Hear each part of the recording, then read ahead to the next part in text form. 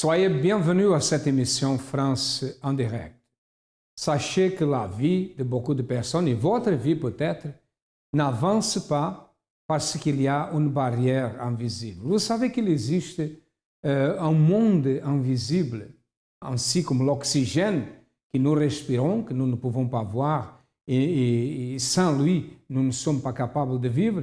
De la même manière, il existe un monde invisible, de barrières invisibles, de chaînes invisibles, qui empêchent la personne d'avancer et de réussir. La vie de beaucoup de personnes n'avance pas à cause de ces barrières invisibles. Je parle de ça comme un problème spirituel. Ça, c'est un problème spirituel. Par exemple, peut-être ça se passe avec vous. Quand vous avez un projet, un rêve, et vous mettez en pratique pour matérialiser ces rêves ou ces projets, toutes les choses donnent erronées. Toujours l'échec. C'est l'échec dans le mariage, l'échec dans la vie professionnelle, l'échec dans la relation avec les autres. Et vous posez une question à vous-même. Et vous dites, pourquoi ça se passe? Qu'est-ce qu'il y a de mal que j'ai fait? Est-ce que j'ai fait quelque chose de mauvais pour que ces choses se passent? Est-ce que c'est ça? J'aide les autres, j'ai fait le meilleur. Mes amis, ce sont des barrières invisibles. C'est un problème spirituel qui fait ça. Et à travers la thérapie spirituelle, la situation peut changer. Nous allons maintenant écouter l'histoire de Carmen. Regardez bien comment était la vie de Carmen avant d'arriver au centre d'accueil.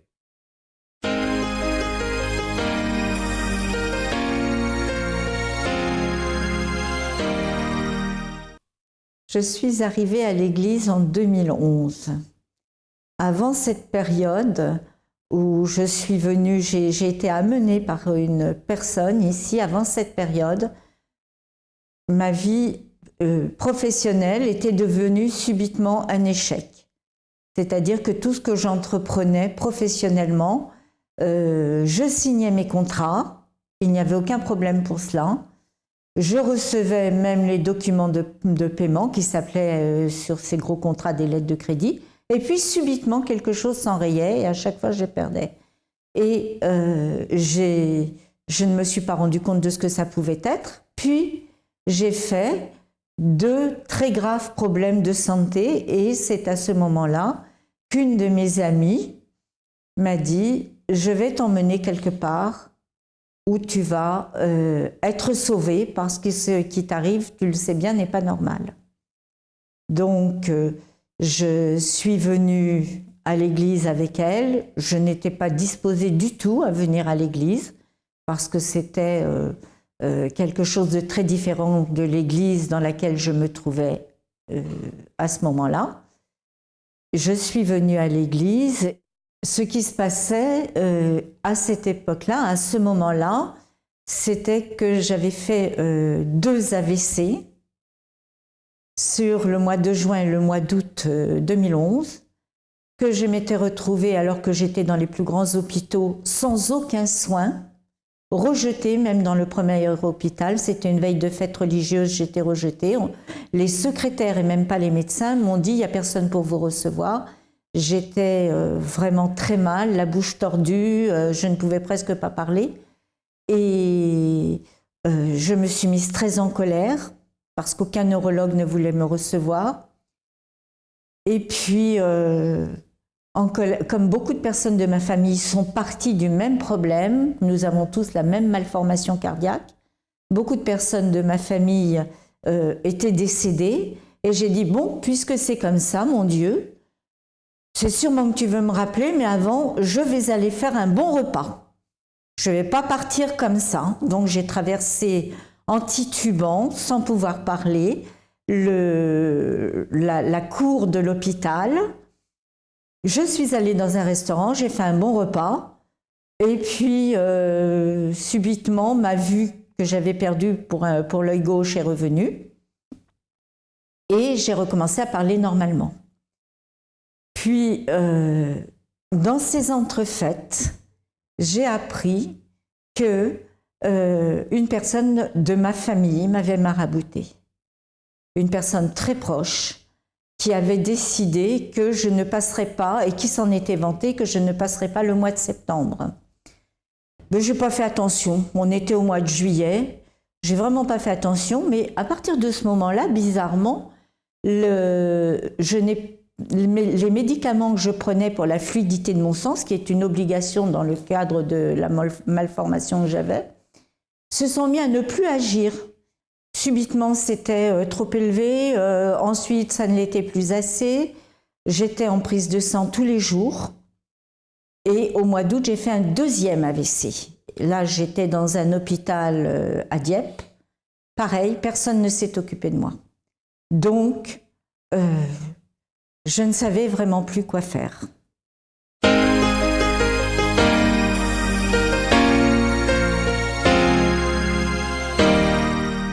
Au centre d'accueil, quand je suis arrivée, j'avais un problème de santé. C'est-à-dire que j'avais des problèmes de thyroïde depuis 4 ans. Tout au début, j'étais en bonne santé et d'un seul coup, ça a déclenché après un accouchement. Donc, par rapport à ce problème de santé de la thyroïde, ça a déclenché encore une autre maladie, la tension. Donc, il fallait que je prenne des médicaments et pour la thyroïde et pour la tension. Et les médecins me disaient qu'il fallait prendre la vie des médicaments. Alors, tous les 2 mois, il fallait voir le médecin pour prendre les prises de sang, pour savoir l'évolution. Ça pouvait soit monter ou descendre, parce que la thyroïde, les glandes thyroïdes, c'est une maladie où soit ça monte, ça descend, c'est jamais stable. Pour mon cas, c'était pas stable. Ce problème, c'était paralysant, parce que moi, j'avais souvent des bouffées de chaleur. C'était impossible de travailler. Moi, je travaille dans le secteur médical, c'est déjà un travail qui n'est pas facile. Donc, j'avais souvent des palpitations, pas mal de palpitations, des bouffées de chaleur et surtout beaucoup de fatigue, jusqu'au point qu'il fallait que je m'allonge. Avant, j'étais essoufflée quand je parlais, quand j'étais au téléphone, les gens me disaient « Oh, t'as monté des escaliers, t'as fait des efforts ». Et les gens, quand je parlais au téléphone, ils avaient l'impression que j'étais essoufflée. Ce genre de maladie, quand c'est pas bien soigné, quand c'est pas pris en considération, ça peut évoluer au pire. Ça peut aller jusqu'au cancer, ça peut évoluer au pire. Le pasteur à l'église, mardi, le pasteur a fait un propos et en disant, si vous avez la foi, vous déposez vos médicaments sur l'autel.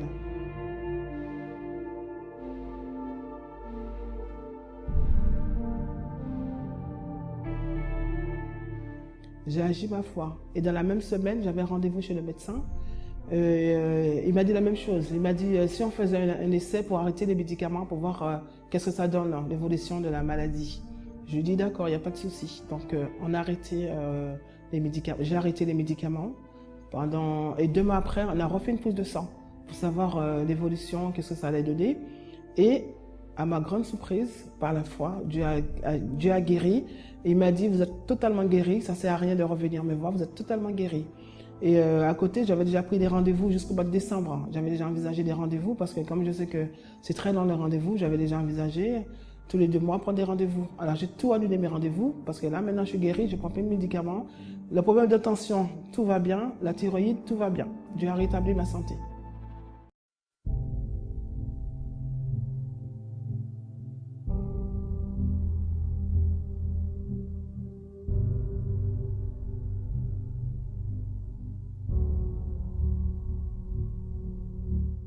Je dois dire que je suis guérie, mais comme ça a confirmé ma foi, je vais rentrer à l'hôpital la semaine prochaine.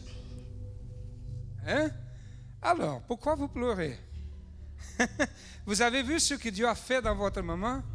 Ok, vous êtes guéri au nom du Seigneur Jésus. Amen. Vous êtes guéri au nom du Seigneur Jésus. Ok?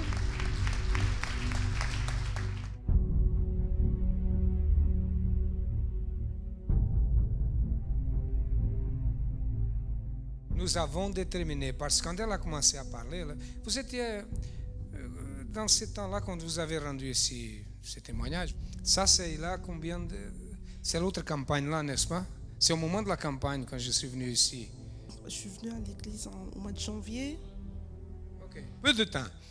Qu'est-ce qui se passe?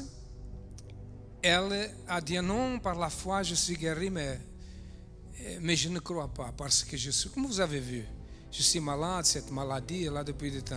Quand on parle ça, nous disons non, ça s'est changé. Vous êtes guéris au nom du Seigneur Jésus. Amen.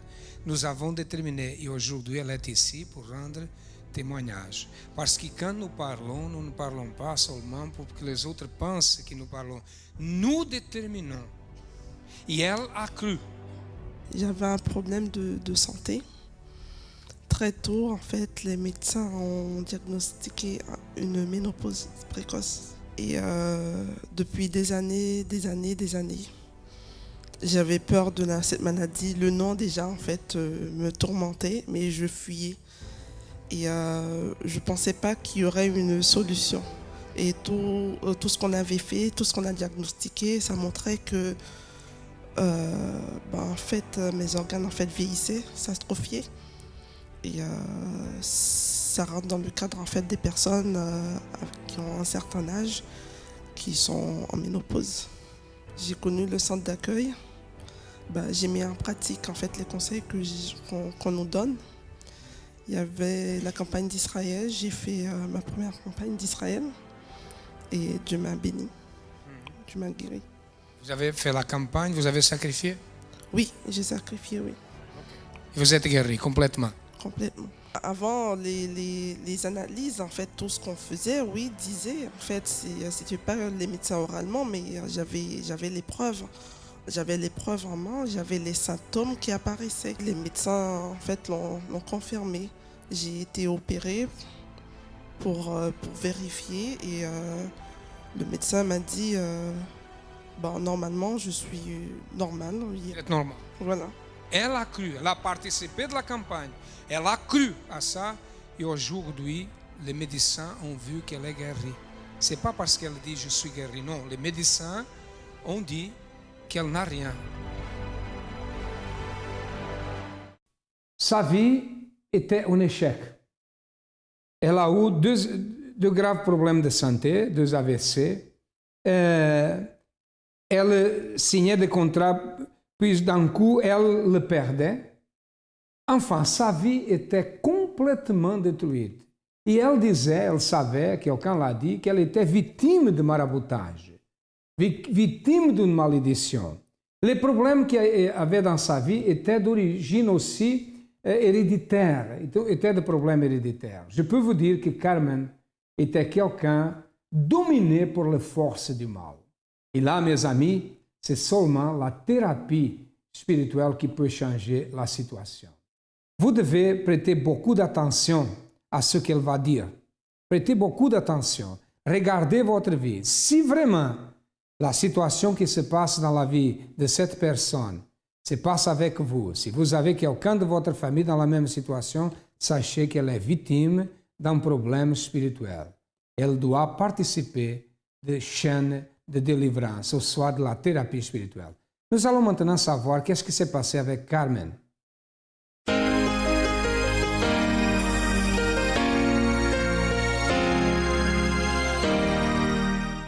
Donc je ne savais plus quoi faire, j'étais totalement démunie et alors qu'il n'y avait pas eu de séquelles à proprement parler sur le premier AVC, sauf ces problèmes de médicaments qui n'agissaient plus, là, je ne pouvais plus marcher, il me fallait quelqu'un, je ne pouvais plus marcher toute seule, c'était impossible.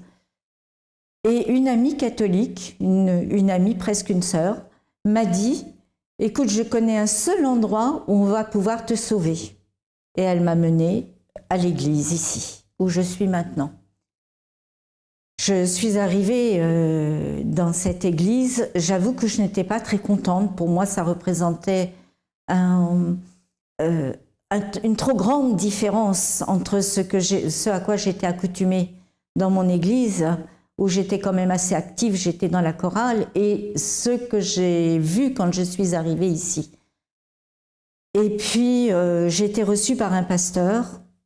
J'étais très bougonne parce que je le faisais plus pour faire plaisir à cette amie que pour toute autre chose. Et à un moment donné, j'ai même dû être désagréable puisque mon ami m'a dit « Écoute, si j'étais du pasteur, je te laisserais là où tu es, je te dirais de te débrouiller toute seule. » Finalement, le pasteur a continué, il a prié avec moi et sur moi. Et puis j'ai assisté à la réunion de prière de l'ensemble des personnes et je ne comprenais rien, j'étais affolée, les gens criaient tous en même temps pour clamer vers Dieu. Mais bon, je l'ai fait quand même. Et puis en repartant, mon amie m'a crié du bout de l'église, elle était à la sortie, moi j'étais à la sortie plutôt, et elle était encore près de l'autel, et elle m'a crié « Tu n'oublies rien ?» Alors j'ai dit « Non, j'oublie rien, j'ai fait ce que tu m'as demandé, je suis allée à la réunion de prière, et j'ai même donné de l'argent à la quête. » Et donc elle me dit « Je te ferai remarquer que tu marches toute seule, tu n'as plus besoin de moi, tu peux y aller, continue. » Et j'étais totalement sauvée de ce problème grave, puisque je ne pouvais plus être seule dans la vie. C'était extraordinaire. Alors donc, forte de cela, bien sûr, puisqu'en fait, cette église, l'église où nous sommes, m'avait apporté un chemin que je ne connaissais pas, un chemin vers Dieu que je ne connaissais pas du tout. Alors, bien entendu, j'ai assisté, comme l'avait suggéré le pasteur, j'ai assisté tous les mardis aux réunions de prière pour la santé, tous les vendredis aux réunions de la délivrance. Et j'avais toujours sur moi cette épée de Damoclès de cette personne qui m'avait dit « Septembre, elle sera morte, hein, vous pouvez lui dire. » Et nous étions en septembre. Et puis j'ai été délivrée très peu de temps après. Et je me suis sentie tellement bien, mais j'ai cru... Je ne comprenais pas ce qui m'arrivait, comme certainement à beaucoup de personnes qui sont délivrées.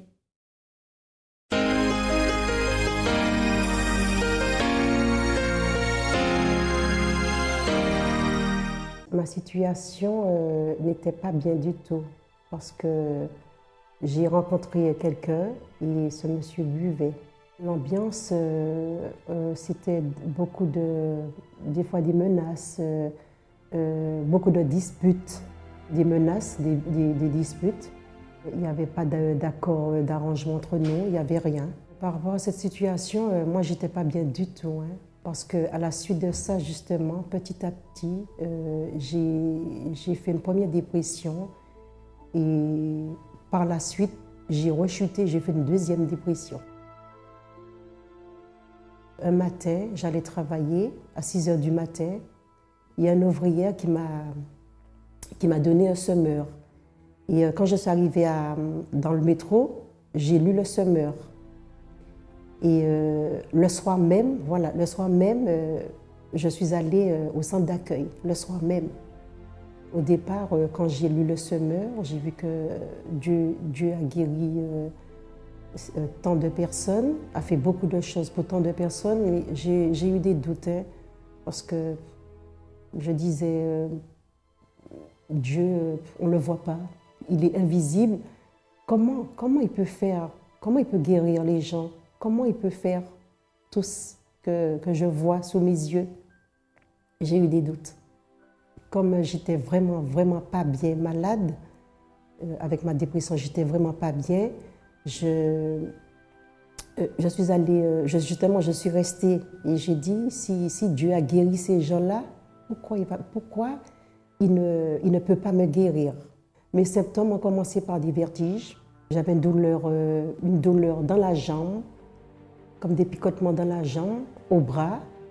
Et quand je suis allée voir le médecin avait pensé que j'allais faire un AVC. Et par la suite, chaque jour, j'avais un petit truc qui se déclenchait. Après, j'ai eu des démangeaisons à la tête. Après, j'ai eu comme si... j'avais un mouvement dans ma tête, comme si quelque chose marchait dans mon cerveau. Je perdais presque la mémoire parce que je restais là et mon esprit partait un bon moment et je redescendais sur terre. Et à ce moment-là, je suis allée faire quand même 2 mois comme si c'est de la rééducation, comme si c'est du yoga, de la rééducation. Il a fallu beaucoup d'exercices. J'ai participé aux chaînes de prière le mardi. Dès qu'il y avait un propos, j'étais là, je participais. Et j'ai participé aussi à la campagne d'Israël. La campagne d'Israël, le but, c'était, comme ça faisait 2 ans que j'étais malade, j'ai demandé ma guérison. J'ai eu ce jour-là la révolte, parce que je voulais ma guérison. Et j'ai dit à Dieu, Si tu as guéri les paralysés, tout ce que tu dis dans la Bible, si tu l'as fait, pourquoi pas moi? Pourquoi pas moi? Alors j'ai mis tout mon cœur. J'ai mis tout mon cœur parce que je voulais la guérison. Et j'ai été guérie de ma dépression. Et en plus, j'ai eu la paix dans mon cœur. J'ai vu le résultat au fur et à mesure. J'avais plus ces symptômes et j'avais la paix en moi. Je suis restée 2 ans triste, mais vraiment triste. Je marchais la tête baissée et après ça, au contraire, je souriais, je riais, j'étais gaie, pas triste du tout. Aujourd'hui, je suis bien, très bien aujourd'hui parce que j'ai eu mon appartement, je suis toute seule et je suis bien, j'ai la paix en moi et je suis bien aujourd'hui. Grâce, justement, Dieu a fait son deuxième, pour moi c'est le deuxième miracle, c'est qu'il m'a donné ma maison, mon appartement. Parce que ça faisait 5 ans que j'avais fait une demande de logement et là j'ai obtenu mon appartement. Alors là, je peux vous dire que tous les soucis, tous les problèmes, je n'ai plus, j'ai la paix en moi, j'ai plus tous ces problèmes. C'est comme si je suis libérée de tout ça. Je suis libérée. Voilà le mot, libérée, libération.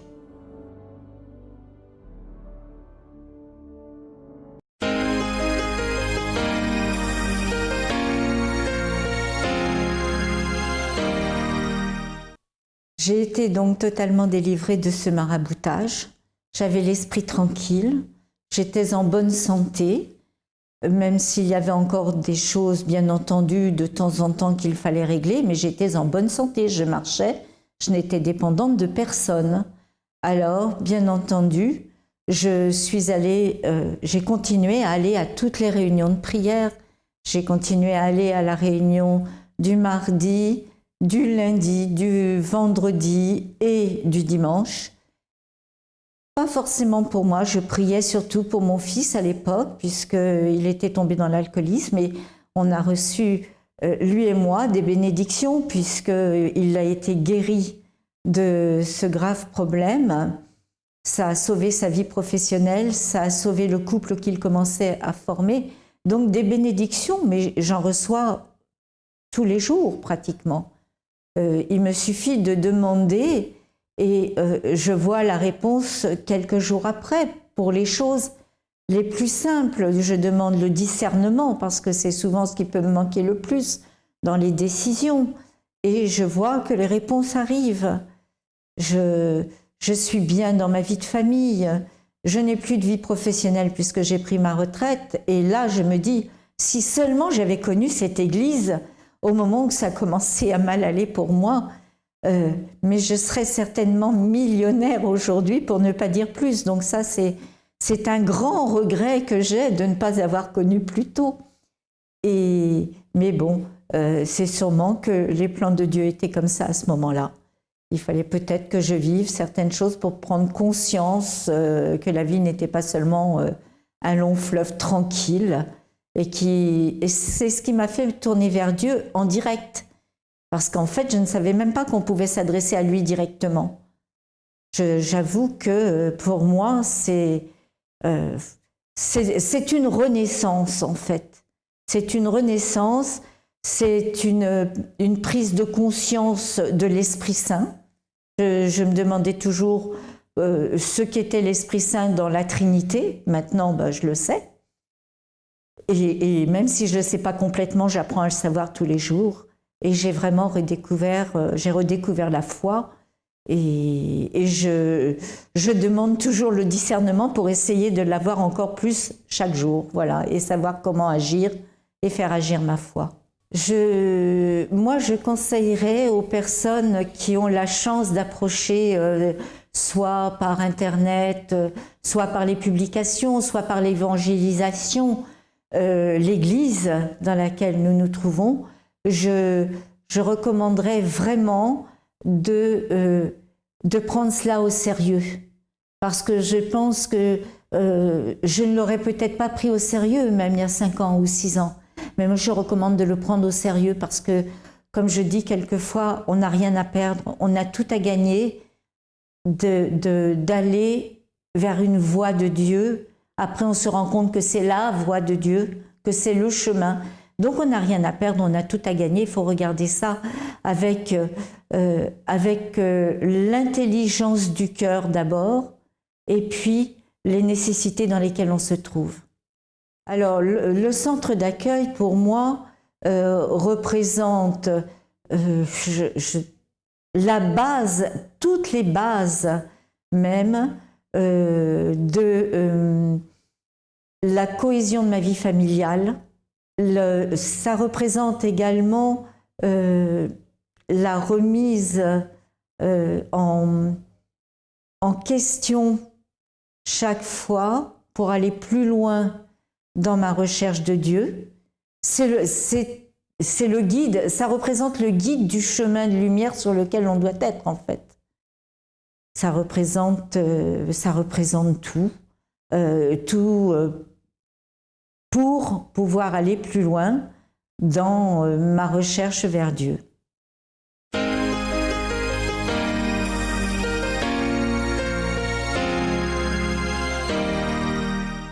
Intéressant que c'est quelqu'un, un ami qui avait une autre dénomination religieuse qui l'a dit qu'au centre d'accueil, sa vie pouvait changer.